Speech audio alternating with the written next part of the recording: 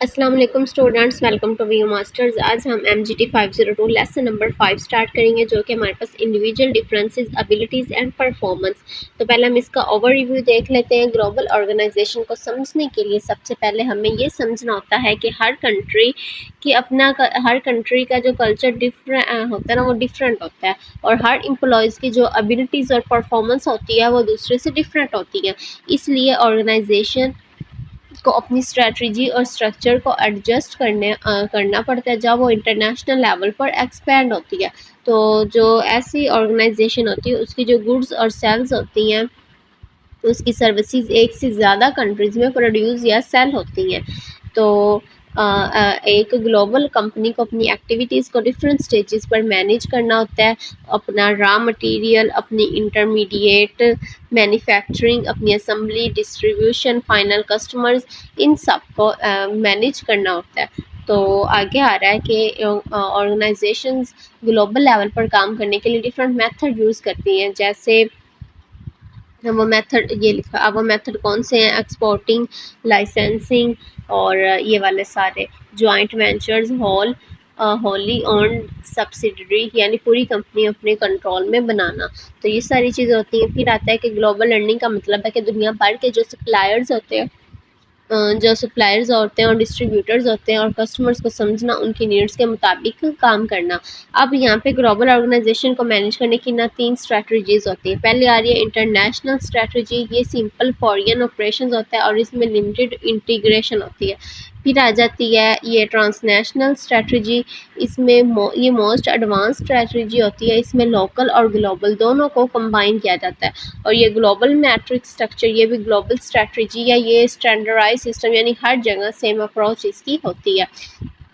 तो जो organisation structure है, हर स्ट्रैटेजी के साथ ऑर्गेनाइजेशन का स्ट्रक्चर भी चेंज होता है। International domain structure, global matrix structure, मतलब जितनी कम्प्लेक्स स्ट्रैटेजी होगी उतना ज़्यादा कोऑर्डिनेशन और इंटीग्रेशन की ज़रूरत होगी।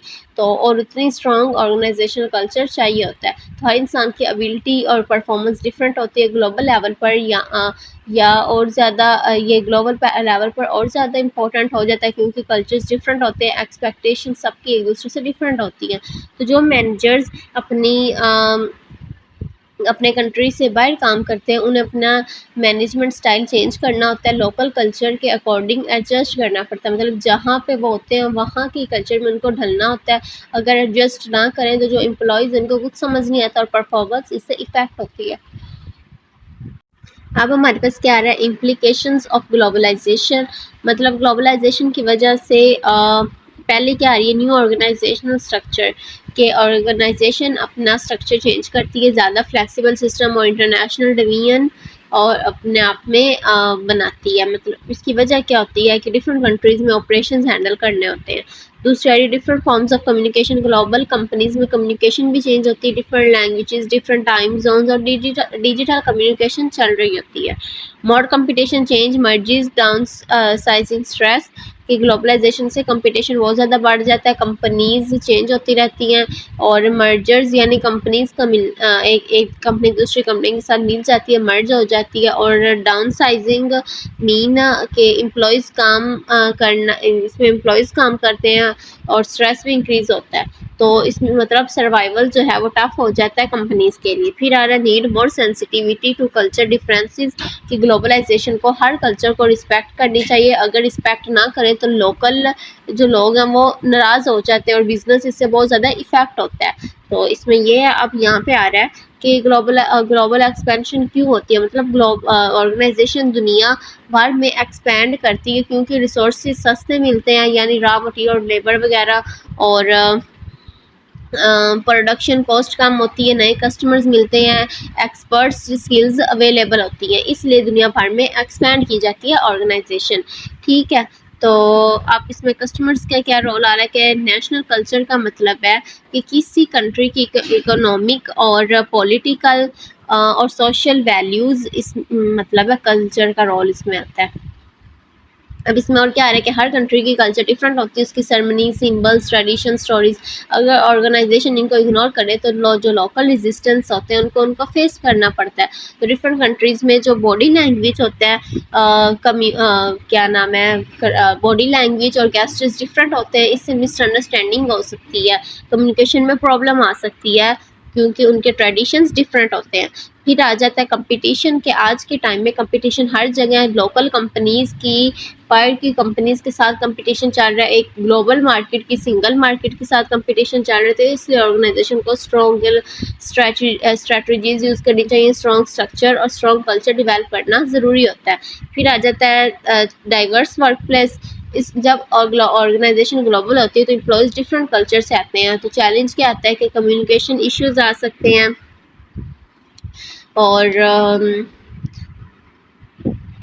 कम्युनिकेशन इश्यूज आ सकते हैं, बिहेवियर इश्यूज आ सकते हैं और मैनेजमेंट में डिफ़िकल्टी हो सकती है। तो मैनेजर्स को समझना होता है कि जो अमेरिकन हैं वो इंडिविजुअलिस्टिक यानी इंडिविजुअल फोकस करते हैं, और जो जापानीज़ हैं वो कोलेक्टिविस्ट पर फोकस करते हैं। ये आप लोग एमसीक्यू जा सकते हैं कि जो अमेरिका वाले हैं वो किस पे फोकस करते हैं, वो इंडिविजुअलिस्टिक, और जापानीज़ है वो ग्रुप फोकस करते हैं यानी कोलेक्टिविस्ट करते हैं। तो अगर समझना हो कि परफॉर्मेंस और टीम वर्क का इफ़ेक्ट होता है, सब में अलग अलग, इंडिविजुअल अलग सारी चीज़ें इफेक्ट हो रही है, तो जापानीज़ में अलग हो रही है, तो इसमें ये चीज़ें समझनी होती हैं। अब आगे क्या आ रहा है, managing a diverse workforce. Diverse workforce का मतलब है कि ऑर्गेनाइजेशन में मुख्तलिफ तरह के लोग काम कर रहे हैं, जैसे जेंडर, एज, रिलीजन, कल्चर और बैकग्राउंड, इंसान में फ़र्क होता है, तो उसको कहते हैं डाइवर्स वर्कफोर्स।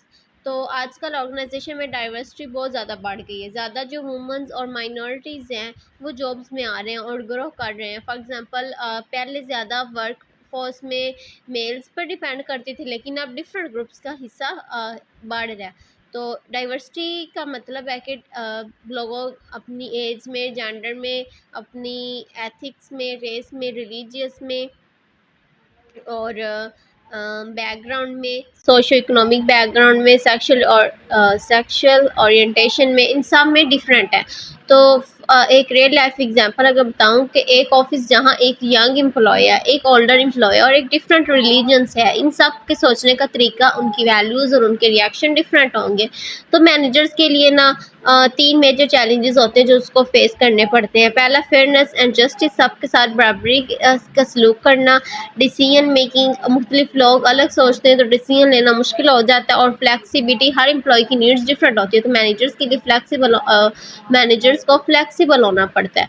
तो आजकल जो ऑर्गेनाइजेशन है इसमें डाइवर्सिटी क्यों बढ़ रही है, अब उसकी ये रीजंस लिखी हुई है। चेंजिंग वर्कफोर्स डेमोग्राफिक्स, वर्कफोर्स का स्ट्रक्चर चेंज हो गया है, कम्पिटिटिव प्रेशर, कंपटीशन बढ़ गया है, रैपिड ग्रोथ, इंटरनेशनल बिजनेस बढ़ रहे हैं और औरतें ज़्यादा जॉब्स में आ रही हैं। और यहाँ पे diversity had advantages but firms need to adjust through. किन चीज़ों में एडजस्ट कंपनीज को करना पड़ता है, कल्चर अवेयरनेस में, फैमिली फ्रेंडली में और एम्पावरमेंट मतलब एम्प्लॉयज़ को पावर देना। तो इसमें ये था। आगे हमारे पास टेक्नोलॉजी आ रहा है। टेक्नोलॉजी क्या होती है, टेक्नोलॉजी का मतलब ऑर्गेनाइजेशन इनपुट को आउटपुट में कैसे कन्वर्ट करती है। और टेक्नोलॉजी आजकल जॉब्स और वर्क बिहेवियर दोनों को चेंज कर रही है।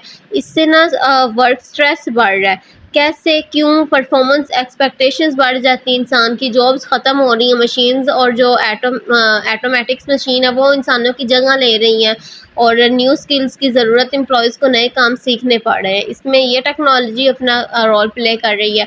टेक्नोलॉजी अक्सर लेबर को रिप्लेस कर रही है। फॉर एग्जांपल पहले लोग मैनुअली काम करते थे, लेकिन अब मशीन्स और कंप्यूटर्स काम कर रहे हैं। तो इसमें ये है, बैंक में पहले कैशियर होते थे लेकिन अब एटीएम और ऐप्स काम कर रहे हैं। तो टेक्नोलॉजी इंसानों की एम्प्लॉयज़ की जगह ले रही है। टेक्नोलॉजी सिर्फ मशीन नहीं है, ये एक सिस्टम है जो इनपुट को आउटपुट में चेंज करता है। तो आज के वर्क प्लेस में 2 चीज़ें बहुत इंपॉर्टेंट है, डाइवर्सिटी को इफेक्टिवली मैनेज करना और टेक्नोलॉजी के चेंजेस को अडेप्ट करना। अगर ऑर्गेनाइजेशन इन दोनों को हैंडल कर ले तो परफॉर्मेंस और सक्सेस दोनों इम्प्रूव हो जाते हैं। अब आगे हमारे पास आ रहा है एथिक्स इखलाकी असूल होते हैं। इनकी डेफिनेशन देखी जाए तो वह मॉरल प्रिंसिपल्स और वैल्यूज़ जो डिसाइड करती हैं कि कोई काम सही है या गलत और उसका रिजल्ट अच्छा निकलेगा या बुरा। तो एथिकल बिहेवियर क्या होता है, कि हर सिचुएशन में सही और अच्छा काम करना, गलत और जो नुकसान देने वाला काम है उससे अवॉइड करना। तो हर ऑर्गेनाइजेशन के अपने रूल्स, अपने बिलीव्स और अपनी वैल्यूज़ होती हैं जो बताते हैं कि एम्प्लॉयज़ और मैनेजर्स को किस तरह बिहेव करना चाहिए। इसकी एग्जांपल बताऊं तो अगर एक कंपनी कस्टमर को धोखा नहीं देती तो एम्प्लॉयज़ के साथ फेयर है तो ये एक एथिकल ऑर्गेनाइजेशन कहलाएगी। एथिकल बिहेवियर से ना हैप्पीनेस, हेल्थ, प्रॉस्पेरिटी ये सब कुछ इम्प्रूव होता है, इंडिविजुअली भी, ग्रुप भी और पूरी ऑर्गेनाइजेशन के इन्वायरमेंट को बेटर बनाता है। तो यहाँ पे है कि ज़्यादा ऑर्गेनाइजेशन का गोल होता है कि प्रॉफिट कमाना, लेकिन एथिक्स ये डिसाइड करते हैं प्रॉफिट कैसे कमाया जाए और कितनी लिमिट तक जाना ठीक है, यानी प्रॉफिट के लिए किसी को नुकसान नहीं देना चाहिए। तो एथिक्स ये भी डिफाइन करती है कि ऑर्गेनाइजेशन की रिस्पॉन्सिबिलिटी है कि उन लोगों के लिए जो डायरेक्टली इफ़ेक्ट होते हैं। अब दो टाइप्स हैं ऑर्गेनाइजेशन की, अगर मतलब बीइंग सोशली रिस्पॉन्सिबल कि सिर्फ लीगल काम करने वाली जो ये वाली बीइंग सोशली रिस्पॉन्सिबल के जो लॉ से भी ज़्यादा अच्छा काम करती हैं, सोशली रिस्पॉन्सिबल ऑर्गेनाइजेशंस हैं, सोसाइटी की हेल्प करती हैं। और दूसरी के action as long as it is legal के जो सिर्फ लॉ को फॉलो करती हैं। एग्जांपल इधर दी हुई है कि बैन एंड जेरी अपना प्रॉफिट का हिस्सा चैरिटी को देते हैं और जो ग्रीन माउंटेन कॉफ़ी है वो इन्वायरमेंट फ्रेंडली काम करते हैं। मतलब ये ऑर्गेनाइजेशन की एग्जांपल्स दी हुई हैं। तो हर ऑर्गेनाइजेशन के कोड ऑफ कंडक्ट होता है कि जिसमें क्लियर होता है कि क्या सही है क्या गलत। ठीक है, अब यहाँ पे ethical dilemmas occur in relationships with, क्या है कि ethical problems in relation with किन के साथ होता है, सुपीरियर बॉस के साथ, सबऑर्डिनेट्स एम्प्लॉयज़ के साथ, कस्टमर, कंपटीटर्स, सप्लायर्स और रेगुलेटर्स। यहाँ डिसीजंस लेना मुश्किल होता है। आगे हमारे पास आ रहा है एबिलिटी। एबिलिटी क्या है, mental and physical capabilities to perform various task. Mental और फिजिकल कैपेबिलिटीज़ टास्क परफॉर्म करने की ये टाइप है। इंटेलेक्चुअल एबिलिटी ये एक एबिलिटी की टाइप है। दिमागी काबिलियत भी आप कह सकते हो कि मेंटल काम करने की एबिलिटी जिसमें होती है।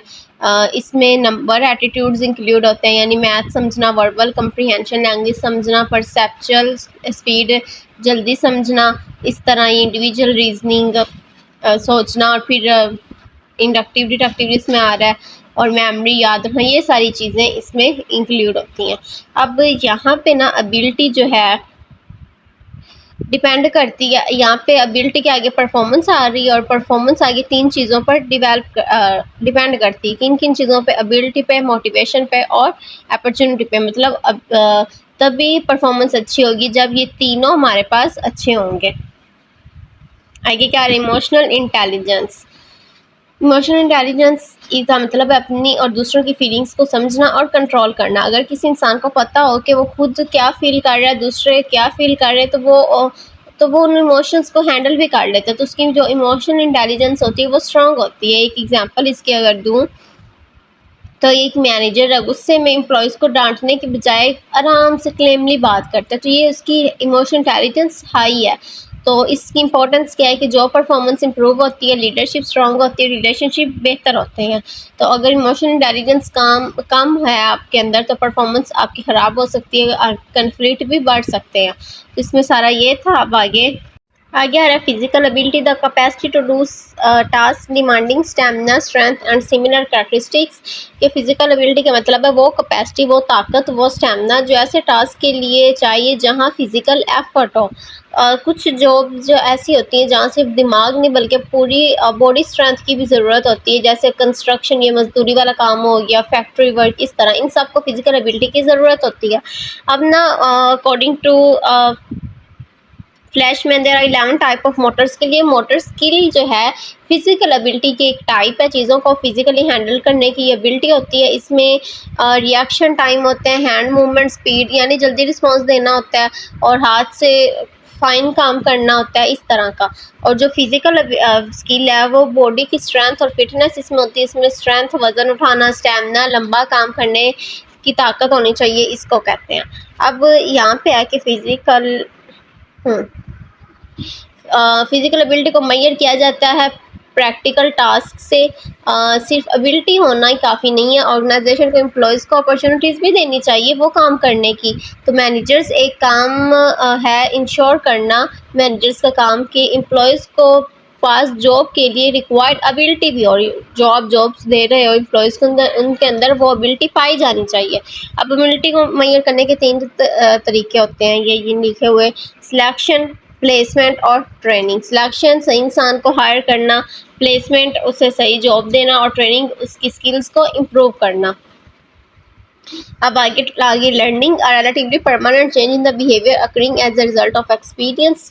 बिहेवियर या नॉलेज में परमानेंट चेंज जो एक्सपीरियंस या प्रैक्टिस से आए। तो जब कोई इंसान कुछ नया सीखता है और उसका बिहेवियर परमानेंटली चेंज हो जाता है तो उसको हम लर्निंग कहते हैं। इसमें और कुछ नहीं है, यहाँ पे ये आ रहा है द डेफिनेशन हैज़ 3 की एलिमेंट्स। इसमें परमानेंट चेंज के परमानेंट टेम्परेरी चेंज लर्निंग नहीं होती। ये दूसरा चेंज इन बिहेवियर आप कह सकते हैं कुछ नया सीखना, और थ्रो प्रैक्टिस या ऑब्जर्वेशन करके सीखना। तो अगर स्टूडेंट बार बार प्रैक्टिस करे, राइटिंग इंप्रूव हो जाए तो वो उसकी क्या कहलाएगी, लर्निंग होगी। तो हर एम्प्लॉय को सीखना पड़ता है नए टास्क, नई टेक्नोलॉजी, नई पॉलिसीज। अच्छा, अब आगे हमारे पास आ रहे हैं मेथड्स ऑफ शेपिंग बिहेवियर के बिहेवियर को चेंज करने का तरीका। इसमें है कि शेपिंग बिहेवियर का मतलब होता है एम्प्लॉयज़ के बिहेवियर को कंट्रोल और इम्प्रूव करना, कॉन्सिक्वेंसेस और रिवार्ड्स वगैरह दे के। अब वो कौन कौन से हैं, पहला आ रहा है रीइंफोर्समेंट वो प्रोसेस है जो डिज़ायर्ड बिहेवियर को बढ़ाता है कॉन्सिक्वेंसेस देकर। मैनेजर्स रीइंफोर्समेंट यूज़ करते हैं ताकि सैलरी बढ़ जाए और अटेंडेंस बेहतर हो जाए और observing safety procedure, safety rules follow. तो सबसे पहले क्या होता है कि मैनेजर को डिसाइड करना होता है उसे कौन सा बिहेवियर चाहिए। फॉर एग्जांपल सिर्फ मीटिंग अटेंड करना या उसमें पार्टिसिपेट करना। अगर आप चाहते हो कि जो एम्प्लॉयज़ हैं वो आपकी मीटिंग अटेंड करें, पार्टिसिपेट करें, दोनों चाहते हो तो दोनों को रीइंफोर्स करना होगा। उसके लिए आप लोगों को साथ कोई ना कोई रीइंफोर्समेंट रखनी होगी। अब कौन कौन सी आ रही हैं types of reinforcement, positive reinforcement और एक और दूसरी होती है नेगेटिव रीइंफोर्समेंट। पॉजिटिव रीइंफोर्समेंट जब अच्छे बिहेवियर के बाद रिवार्ड दिया जाता है, जैसे सैलरी हो गया, बोनस, प्रमोशन या इंटरेस्टिंग जॉब, इस तरह। तो हर एम्प्लॉय के लिए रिवार्ड डिफरेंट होता है, किसी को पैसे पसंद होते हैं, किसी को छुट्टी पसंद होती है। तो मैनेजर को समझना होता है कि क्या चीज़ एम्प्लॉयज़ को मोटिवेट कर रही होती है, तो इस तरह उनके लिहाज से वो अपने एम्प्लॉयज़ को रीइंफोर्समेंट, पॉजिटिव रीइंफोर्समेंट देता है। अब आ गया नेगेटिव रीइंफोर्समेंट। इसका मतलब है कि किसी अच्छे बिहेवियर के बाद जब नेगेटिव चीज़ हटा दी जाए तो वो नेगेटिव रीइंफोर्समेंट होता है। एग्जांपल के साथ बताऊं तो अगर मैनेजर बार बार डांट रहा है, एम्प्लॉयज़ काम जब ठीक करेगा, मैनेजर डांटना बंद हो जाएगा, तो वो क्या होगी, नेगेटिव रीइंफोर्समेंट। ये पनिशमेंट नहीं होती, ये बिहेवियर को इंक्रीज़ करती है। पॉजिटिव और नेगेटिव रीइंफोर्समेंट दोनों का ये एम है कि बिहेवियर को बढ़ाना होता है। आगे आ रहा है एक्सटिंक्शन। जब किसी बिहेवियर को इग्नोर कर दिया जाए तो वो आहिस्ता आहिस्ता ख़त्म हो जाता है। फॉर एग्जांपल एक वर्कर जोक्स मारता रहता है, लोग हंसते हैं। हम चाहते हैं कि वो जोक्स ना करना बंद कर दे, तो लोग जब हंसना बंद कर देंगे वो जोक्स खुद ब खुद ही बंद कर देगा। इस पे क्या टाइम लगता है, फ़ौरन रिजल्ट नहीं मिलता। दूसरी आ रही है लास्ट में पनिशमेंट। जब गलत बिहेवियर के बाद नेगेटिव कॉन्सिक्वेंसेस दिया जाता है, जैसे पहले वार्निंग, डिमोशन, इस तरह, मतलब कुछ भी नेगेटिव। तो पनिशमेंट बिहेवियर को कम करता है और मतलब पनिशमेंट जो है वो बैड बिहेवियर को कम करता है, नेगेटिव रीइंफोर्समेंट बिहेवियर को बढ़ाता है। तो इसमें ये था। पूरा हमारा लेसन कंप्लीट हो गया। देख लेते हैं आप shortcut paper point of view से क्या क्या आप लोगों ने करना है। सुन लिया ना, बस पेपर तो 60-70% आप लोगों को कैसे ही अटेम्प्ट हो गया। अब याद इसमें से आप लोगों ने क्या क्या करना है, इम्प्लीकेशंस ऑफ ग्लोबलाइजेशन आप लोगों को पता होनी चाहिए, ठीक है। मैनेजिंग डाइवर्स वर्कप्लेस, यहाँ पे पता होना चाहिए कि उनको किन किन चीज़ों का सामना करना पड़ता है डाइवर्स वर्कप्लेस में, क्या क्या आ सकते हैं, आप क्या कह सकते हो, प्रॉब्लम्स क्या क्या आ सकती हैं, ये हो गया। टेक्नोलॉजी में एथिक्स क्या होते हैं, एथिकल बिहेवियर की डेफिनेशन, और एबिलिटी की डेफिनेशन। यहाँ पे ये फार्मूला पूछ सकते हैं, परफॉर्मेंस किसके बराबर है, एफ एबिलिटी, मोटिवेशन, अपॉर्चुनिटी, ये पता होना चाहिए। इंटेलेक्चुअल एबिलिटी क्या होती है, इमोशनल इंटेलिजेंस क्या होती है, फिजिकल एबिलिटी, इनकी आप लोगों ने बस डेफिनेशन याद कर लेनी है। और ये फंडामेंटल वे हैं किसको, एबिलिटी बाय मैचिंग जॉब को जो मैंने बताया था, सिलेक्शन, प्लेसमेंट और ट्रेनिंग। लर्निंग की डेफिनेशन आनी चाहिए। Shaping methods of shaping behaviour very very important. Long में भी आ सकता है, शॉर्ट में नाम पूछ सकते हैं, लॉन्ग में वैसे भी पूछ सकते हैं। तो शेपिंग बिहेवियर में कौन कौन से मेथड है, रीइंफोर्समेंट, नेगेटिव, पॉजिटिव, एक्सटेंशन और पनिशमेंट।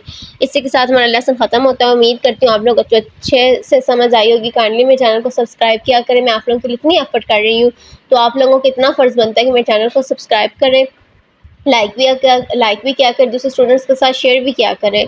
तो बस मिलते हैं नेक्स्ट वीडियो में नेक्स्ट लेक्चर के साथ। अपना ख्याल रखिएगा। अल्लाह हाफिज़।